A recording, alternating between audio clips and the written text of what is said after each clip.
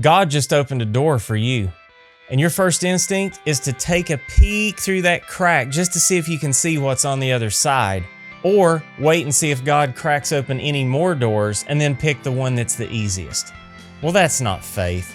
That's fear dressed up like patience. Faith barges through that door and closes it right behind you. Hi, I'm Jason Ward, photographer, entrepreneur, educator, and author of the book, Find Your Gold Thread. And I'm on a mission to help 1 million people find their true calling, and I hope you're one of them. Now, if you saw my last video about taking a career pause, I talked about the power of stepping back long enough to let God reveal what's next, and you can check out that video at this link on the screen. Now, that pause gives you clarity, but clarity without action just means you're daydreaming. Today, we're pushing play. But before we go any further, let me ask you an honest question. Right now, today, are you working towards and scheming and fighting for a dream that is weighted more towards your plan or towards God's plan?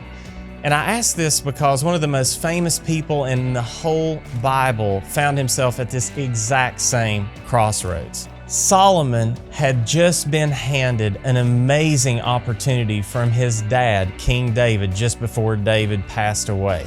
And it wasn't just a work promotion. It was an entire kingdom. But here's what David told him just before he passed away. He said, "Be strong, keep the charge of the Lord your God, walk in his ways, keep his commandments, that you may succeed in all you do."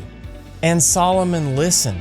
He consulted God. And he didn't pray for riches or fortune or power. He prayed for discernment and wisdom and an understanding heart. And God heard his prayer and was pleased with him and said, basically, me paraphrasing here, because you didn't ask for riches, but you asked for an understanding heart, I'm going to give you both, an understanding heart and riches. Let that sink in. If you weight your goals and ambitions on God's scale, he can far and away blow your expectations out of the water with your little imagination. You have a kingdom, small or large. It's true. A new project, a brand new career direction, a new business venture. Step into it in concert for God's desires for you, and the sky is the limit. But that really doesn't deal with those butterflies that you're feeling right now, does it?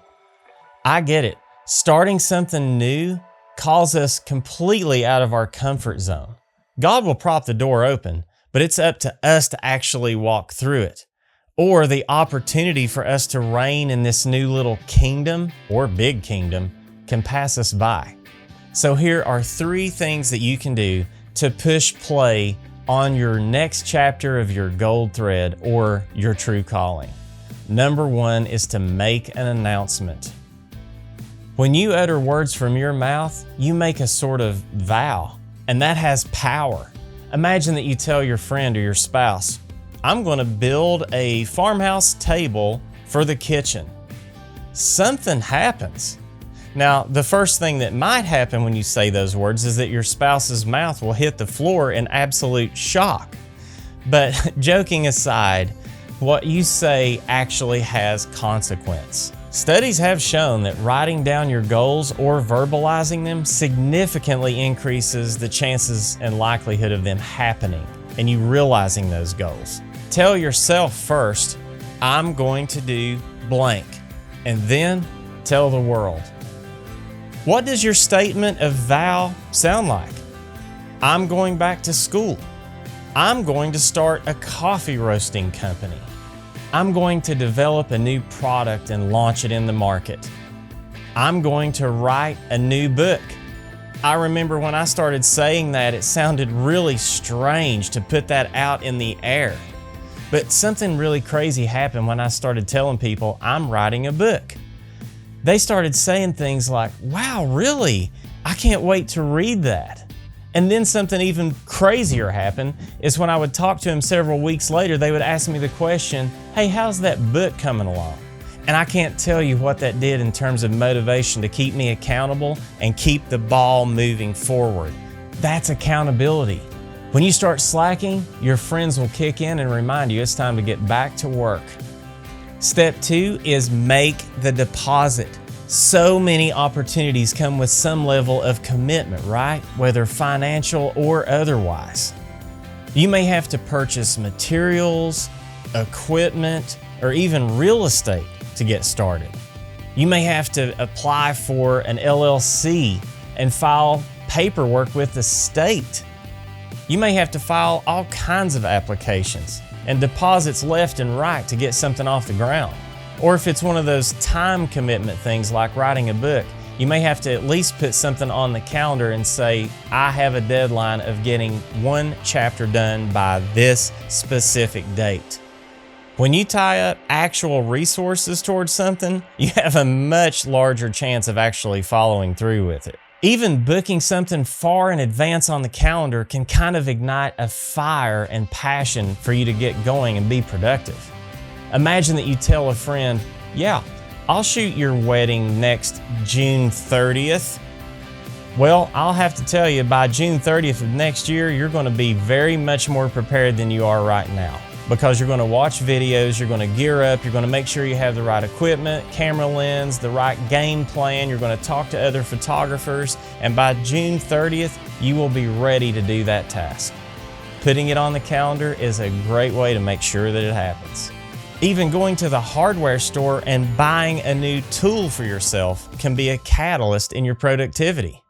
Come home, you start making cuts, and before you know it, you'll actually have that farmhouse table that you promised. And step 3 is make it your life. Are you really all in?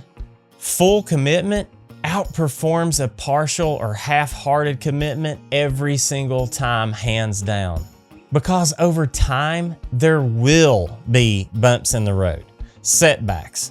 And after the honeymoon phase of your newfound passion is over, you may stop someday and ask yourself, what in the world am I even doing?